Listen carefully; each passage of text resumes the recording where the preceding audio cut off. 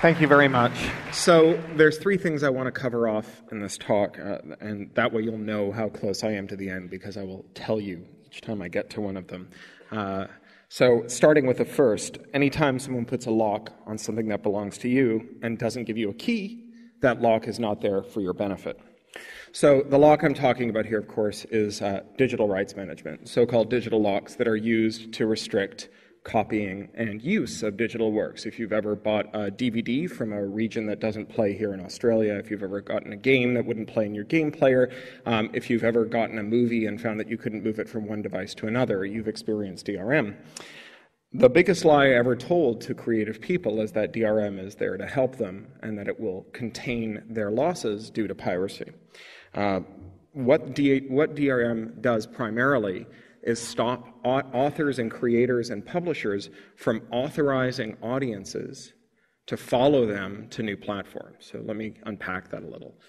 Most countries, this country is as a result of the US-Australian Free Trade Agreement, but most countries have a law that prohibits breaking digital rights management technology. A law that prohibits breaking this technology even if you're not committing a copyright infringement. So for example, if you hold or control or own the copyright to a work but someone else has put their DRM on it, like you've bought a copy with DRM on it from Apple or Amazon or any of the other major DRM vendors, you yourself as the owner of that copyright can't remove the DRM without permission from the DRM vendor. So this has no nexus obviously with protecting copyright. We usually give copyright to people who create things, not people who make electronics in Chinese sweatshops. But this is a way that copyright moves from people who create or finance the creation of things to people who distribute them. And so practically what that amounts to is a kind of lock-in for creators into distribution platforms. So take the iPad or the Kindle or the other DRM platforms for distributing electronic books. If I were to sell $1 million worth of ebooks through the iPad, all with DRM on it, I couldn't authorize you, my audience, to follow me, say, to the Kindle if I decided that I wasn't getting a good deal from Apple anymore and I wanted to sell through the Kindle now. So it's as though, for example, every time you bought a book at Borders, you were locked into only shelving it in an IKEA bookcase. And if you wanted to go and sell your books through the local independent seller down the road, or if you wanted to sell your books through someone who'd give you a better deal, you could only do so if you were willing to bet that your audience would throw away all the books that they bought previously and buy new copies to shelve on their new bookcases, or that would maintain separate parallel libraries that where their books would be shelved either on one case or another, depending on whose DRM was on it. This is clearly not useful for creators. This is a way that the leverage or the negotiating leverage between creators or publishers and distributors can be tipped towards distributors. So it ends up being used as a club to beat creators and the financiers of creative works with. So, for example, take the iPad, or the iPhone, where the likelihood of any one app author getting rich is very small. Obviously, one of the things they like to tout when they tout the success of the platform, the iPad and the iPhone, is that there are thousands and hundreds of thousands and maybe even millions at this point of apps. And then they go on to tell you that there's millions of apps sold. But when you divide the second number by the first, you come out with, on average, most app authors making a very small amount of money. So while a certain number have gotten very rich, they're a very small number, and the majority of people who create for that platform don't make much money at all on it. But as much money as they make and as connected as they are to that platform, they can't afford to go somewhere else without risking alienating all their customers, because when you switch, say, to selling your apps on Android, where you might get a larger percentage of the money that the audience spends, you have to be willing to risk that your own customers will abandon their investment in the iPad, in the iPhone app, and buy it again for Android. You're kind of locked into Apple, and as a result, Apple gets to set a lot of terms for authors that authors tend not to like. For example, they take 30%, and they have a very rigorous set of contractual terms that you have to agree to that include only developing in a way that makes it very difficult to develop at the same time for their competitors, and issuing anything that might be offensive or considered adult content. So they've run into a lot of ridiculous elements with this, where, for example, they prohibited a dictionary because it contained dirty words. They prohibited the Pulitzer Prize-winning editorial cartoons of Mark Fiore because they disparaged public figures. And they prohibited a comic book adaptation of James Joyce's Ulysses because it had comic book penises in it. And in each of these cases, they changed their mind because they were subject to a lot of public ridicule. But this is not usually how we run an open platform for speech, that you can say anything you want, provided people are offended enough when you're censored that they'll take up your cause and make the company that censored you feel stupid. Normally, the default for a kind of free speech environment is that you just get to say stuff. And while no publisher is obliged to carry your works, usually there's a multiplicity of publishers you can shop your works to. There's not a monopoly on publication or a bottleneck on publication into any one platform or store. So the reason that DRM is a really bad deal for artists and for financiers of art is not just that it locks us into these platforms, but also that it locks us into these platforms without delivering what it's supposed to deliver. What we're supposed to get out of the DRM bargain is that if we allow our works to be locked up by distributors, in exchange they'll make sure that our works aren't copied. As a technical matter, this has been a complete failure. It's never really worked.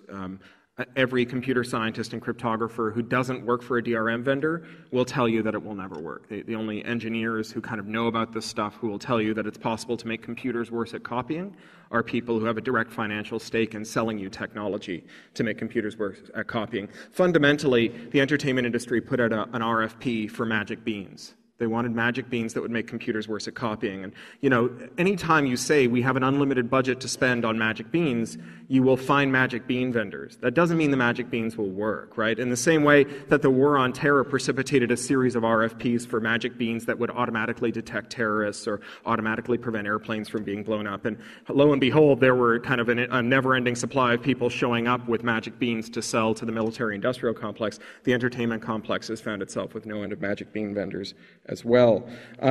So that's the reality. This is the non-ideological, empirical, fact-based reality, is that all DRM is broken almost more or less as soon as anyone decides that it's worth breaking.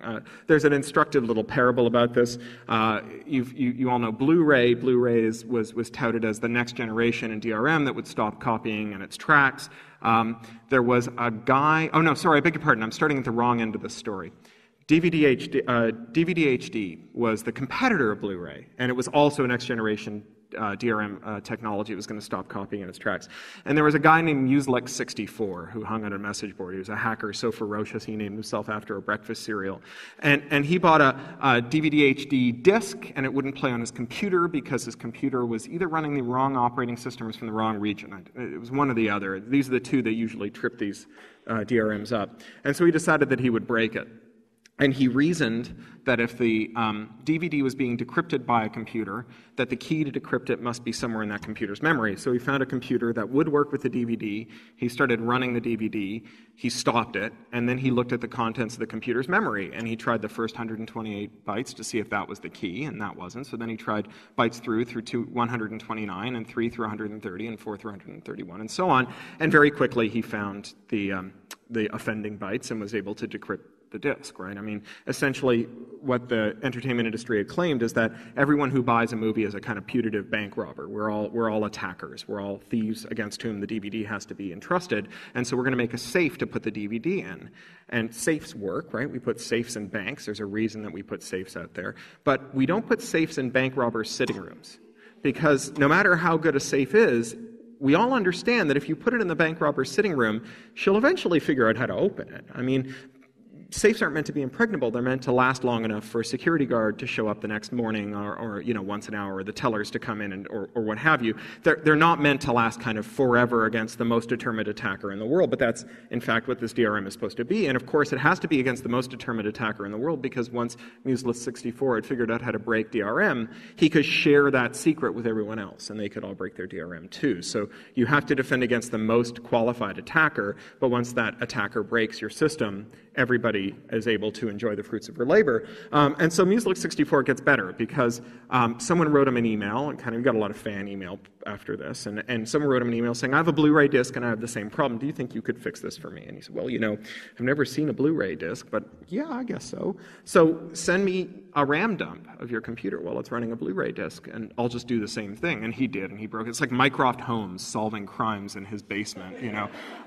So he did it again, right? So this is what happens, is that whenever DRM is created, it gets immediately broken, not because, the engineers who make it are stupid, it's because they're trying to invent magic beans, and magic beans don't exist outside of fairy tales. So most DRM vendors have kind of acknowledged this. They're not actually interested in slowing or stopping copying. They're interested in getting the legal protection that stops copyright holders from going to their competitors. So, for example, when Apple shipped the iPad, they shipped it with a DRM that was supposed to stop the piracy of iPad apps. That DRM lasted for 24 hours. I mean, they weren't even trying. It was essentially, they found like a kind of one molecule thick layer of shellac of DRM that they could wrap around the iPad that would give them the infinite might of the state to kind of intervene on their behalf should anyone try to compete with them and offer a better deal to their authors. And so that's the ultimate destiny of DRM. It gets broken. So extending these legal locks ends up decreasing every artist's individual negotiating power. So just and when you extend copyright itself, you kind of replicate this, not between copyright owners and distributors, but between creators and publishers. So when you extend copyright, creators themselves end up with less negotiating leverage when it comes to negotiating with their publishers, a kind of microcosm for this. So one example of this is the extension of copyright over sampling. So copyright didn't used to cover things like sampling. It only covered verbatim copying or certain kinds of derivative works, but samples were considered a kind of legal gray area. Most legal scholars thought that they would be fair dealing or fair use in the United States. Eventually, a court explicitly extended copyright over sampling.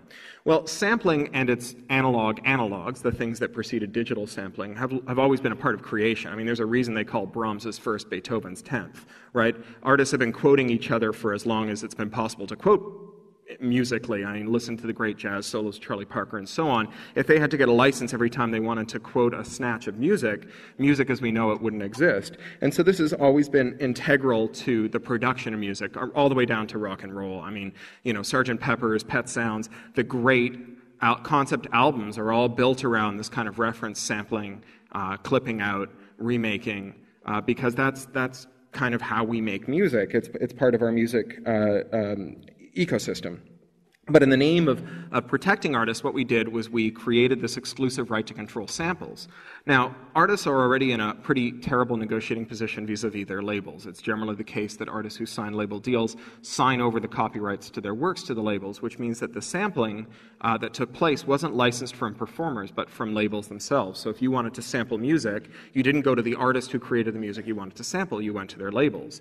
This is routine for labels, right? You go to one of the big four labels, and if you're signed to them and you say, I'd like to sample something else, well, first of all, there's a 1 in 4 chance that the thing that you want to sample is already in their catalog, right? Because there's only 4 labels. But if it's not, they know how to negotiate a sampling license from one of their cohort. And literally, the phone conversation goes, Bob, this is Fred. Remember that deal we did last week where you sampled one of my artists? Well, now one of my artists is sampling yours. I'm just going to cross out the names on the contract, reverse them, and send them back to you. So it's trivial. But if you're not in the label system, it's fundamentally, it's either very difficult or impossible. I mean, it's impossible for a lot of indie artists. It's certainly impossible for artists who are kind of casual artists. If you're in your garage and you're 14 years old and you want to make a sample in order to produce music that you're going to put on YouTube as a soundtrack to a video you're going to make, and you're not going to make any money on it, there's literally no one at Warner Records who will take your call and offer you a license for this music. But even if you're someone who's of some note and you want to go to them and get a license, they can refuse you, obviously, or they can just make it vastly more difficult. And in practice, that's what they do. They make it vastly more difficult than it is otherwise. And so when then you add to this expansion of the scope of copyright an expansion in the term of copyright, which is monotonically increased, the copyright in sound recordings just keeps getting longer and longer and longer, what you end up with is a situation where practically every sound that you might want to sample, virtually everything that was recorded in your life and in the life of your parents and even your grandparents, is something that's owned by one of these 4 companies, which essentially means that you have to put yourself in harness to those companies in order to produce any one of the several genres of music that involve sampling, or you have to break the law. So that's part one. Part two, the second point here, I sometimes grandiosely call this Doctorow's second law, is it's hard to monetize fame, but it's impossible to monetize obscurity. So Tim O'Reilly very famously said the problem for most artists isn't piracy, it's obscurity, and it's a great soundbite as things go. And when we say that to people, they often say, well, that's true enough, but merely being well known doesn't guarantee that you earn a living, and that's very true. You can't eat hits. You can't eat the fact that your song is being whistled on everyone's lips. And in fact, there are all these theoretically tragic examples of people who are famous, the person who yodeled the Yahoo yodel, who signed over all their rights, or who never had an agreement, or who got ripped off, or who, through some other unfortunate circumstance, never got compensated for it. And so as a result, the song is everywhere, but they're, penniless and in obscurity. And it's easy to feel sympathy for those people and to say we must find a solution for that. And so it's true that just being famous won't make you rich. The step that people take after noting that being famous doesn't make you rich is that people make art because they expect to get rich. And this is just wrong. It's wrong on its face. It's wrong because most artists have never earned a living. It's wrong because most artists never will earn a living. It's wrong because there's never been a system that produces an economy that rewards every artist who wants to make art with enough money to go on and make it. This has never been a feature of any civilization. It's not kind of likely to occur anytime in your lifetime or mine. I think more is the pity. I'm not celebrating this. I just think it's a fact. So art is not really an economically rational activity in that model of economic rationalism that you see the Friedmanites talk about when they say no one will make art if there isn't money at the other end of the project of making art. I think about science fiction when I think about this. So science fiction had its heyday in short fiction in the 30s and 40s, the pulp heyday, when the magazines were paying half a cent to 2 cents a word. If you sent a manuscript off on Monday, you might get it accepted on Wednesday. This is when the American Post worked incredibly fast. It worked sort of at the speed of email today. You'd send a manuscript off on Monday, you get accepted on Wednesday, you get a check that would pay your rent for the month on Friday. Today, science fiction magazines pay 2 to 6 cents a word, so kind of in 1930 adjusted pennies, it's like a fraction of a cent per word. They take about 8 months to respond, sometimes a year, and when they pay you, it's usually about 5 months after they've bought the story, sometimes longer, because they often they buy more than they can publish because they love fiction. They don't want to not buy it, but they're usually bought up sometimes a year, sometimes 2 years in advance. So you might wait 2 years and then you'll get paid. So you'd think if people were only writing in order to get rich, that the number of people writing short fiction would have dropped off dramatically and no one would be sending manuscripts to these people. The last time I asked an editor at one of the major New York magazines how many stories she was getting a month, she said, well, about 1,000. And she buys about 2, right? She publishes 8, 6 are commissioned, 2 come out of her slush pile. So it's really clear that this is not an industry like, say, shoemaking, right? If your granddad was a shoemaker and every time he fixed a pair of shoes, he got enough money to pay the rent for a week, and there was only one other shoemaker in his road, and he was able to support his family that way, and then you flash forward 2 generations and you're still in the family business, except there's 999 other shoemakers in your road, and every time you fix a pair of shoes, you get enough money to buy a stick of gum, and you only fix 1 pair of shoes every 6 months, you would probably find another job, because shoemaking does work approximately like the rational economic actor model that you see in the economics textbooks, but art doesn't. So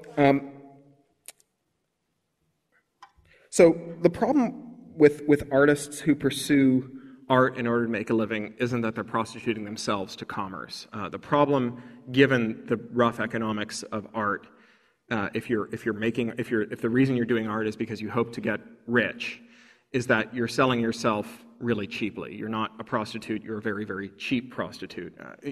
Approximately speaking, anyone who can write and sell a short story to, say, Asimov's magazine could also get a job at an advertising agency, and instead of earning 6 cents a word, you could earn, say, $100,000 a year with benefits and a retirement plan. So if the reason you're there is for art, or for money rather, you're really in the wrong trade. So the poor rates for short fiction and poetry and novels and handmade jewelry and oil paintings done by street painters and so on, these have almost nothing to do with copyright. I mean, I heard a poet speak at a European Union copyright event a couple of years ago, bemoaning the terrible state of poets' lives, and this is clearly true. I mean, nobody makes any money writing poetry, more or less, and she was talking about how hard it was for her to get by writing poetry, and I completely sympathized with her, and she said, and that's why we need to defend copyright. And that's where I broke with her, because, you know, I could give you 1,000,000 years of copyright and your own special copyright pike with which you were allowed to disembowel people who copied your poetry without paying for it, and it wouldn't make more people pay money for poetry. Right? This is not why people aren't paying money for poetry. This is not why poets are suffering. It has no nexus at all with copyright. So it's true that if there was no copyright at all, you might get fewer people making art. I freely admit that. But adding more copyright doesn't necessarily mean that more people will make art. In fact, sometimes it just gets in the way. If you really want to make life better for artists, the first step to take isn't to increase the term of copyright. It's to improve their leverage with their publishers and reduce their overheads, because you know, where there is an artist making money, generally speaking, they're making money through an intermediary, and then they're spending money to make money. And the best ways you can help an artist who's making money to make more money is to give them more power over the people who pay them and to make them spend less in order to get paid. So these are actually amount to the same thing. We think of publishers, and I speak of publishers in the broadest sense here, including record labels and film distributors, film production companies, and so on. We think of publishers as printers, as reproducers, as people who do the technical job of physically producing copies of media and packing it in boxes and getting it to the place where people buy it. But that's a very narrow view of what publishing amounts to. Publishing is really the job of making a work public. That is to say, identifying a work, identifying an audience for that work, and taking whatever steps are necessary to prepare the work so that the audience will find it salutary and then introduce the audience to the work. And sometimes money changes hands and sometimes it doesn't. But that's really what publishing comes down to. So when there's elements of that stuff that artists can do for themselves, right? Obviously, some of the preparation of the work takes place behind the artist's keyboard or in the artist's studio, and the rest of it takes place in the publisher's offices. But there's an enormous amount of that stuff that's beyond the grasp of an artist, because there's some of it that just requires that you have an institution. I mean, the number of things that you can't do, for example, if you don't have a fax machine is really crazy. I've just started distributing my own audiobooks from Random House Audio, and I have to remit a US dollars check to them once a month. But the only way my British bank will produce a US dollars check is if I fax them something. And I haven't had a landline or a fax machine in sort of 10 years, right? This is one of the things publishers do. They have buildings full of obsolete communications equipment, right? These are things that people who inhabit incredibly small London offices that are really expensive can't afford to do. Not that I can't afford a fax machine. You can get those at the pawn shop for like a $5. If I had a fax machine, I wouldn't have anywhere to put my daughter. So this is a great service that publishers perform. And they perform all manner of services that it's hard for one individual to do. Even the most organized person in the world, and again, not all artists are the most organized people in the world, obviously, but even if you've read Getting Things Done 100 times, and you've taken every word to heart, you're not a sales force if you're an artist. You can't coordinate printers. You can't do all kinds of stuff that publishers can do. I mean, if you're on tour with your book, you're not at home writing a book. And if you're on tour with your book, you're also not at the Frankfurt Book Fair selling your book to foreign editors. All of that stuff is stuff that publishers perform for us.